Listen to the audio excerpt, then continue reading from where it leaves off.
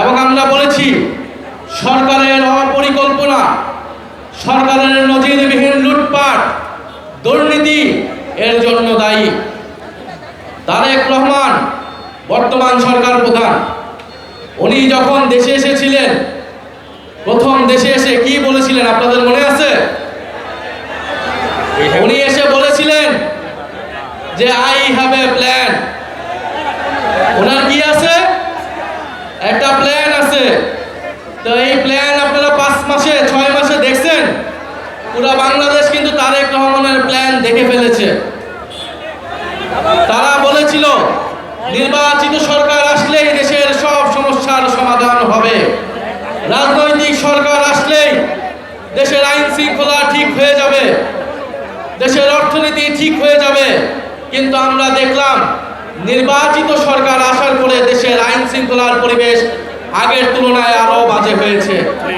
দেশের চাঁদাবাজি আগের তুলনায় আরো বেড়েছে, দেশের দুর্নীতি আগের তুলনায় আরো বেড়েছে। এখন তো মন্ত্রীদের ছেলেরাও নাকি দুর্নীতি করছে বিভিন্ন মন্ত্রণালয় থেকে। বাপের দোয়া মায়ের দোয়া কমিটি হচ্ছে, লুটপাট হচ্ছে, হচ্ছে।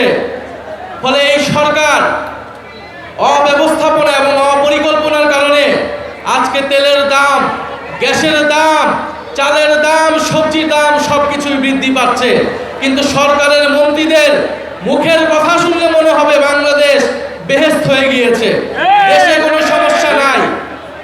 ফলে এই যখন দেশের পরিস্থিতি, তারা তাদের পেজ থেকে নিত্য প্রয়োজনীয় দ্রব্যমূল্যের একটা চার্ট দিয়েছে, দেখেছেন আপনারা? আমরা জানতে চাই এটা কোন বাজারের চার্ট, আমরা সেই বাজার থেকে বাজার করতে চাই। সবজির দাম কি বাড়ছে, কমছে না বাড়ছে? ব্রয়লার মুরগির দাম কি কমছে না বাড়ছে? সব কিছুর দাম ঊর্ধ্বমুখী। অথচ বাজেট সেশনে তারা কি বলছিল যে এই বাজেট হওয়ার পরে কোনো কিছুর দাম নাকি বাড়ে নাই, কোনো কিছুর দাম নাকি বাড়বে না।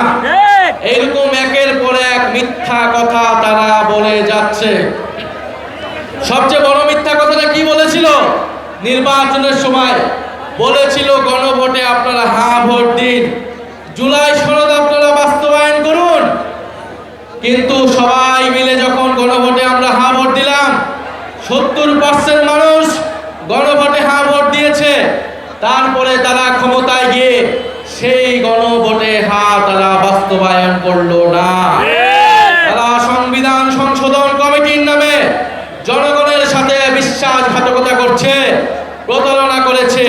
ফলে এই সরকারকে আমরা একটা প্রতারক সরকার বলতে পারি, একটা বিশ্বাসঘাতক সরকার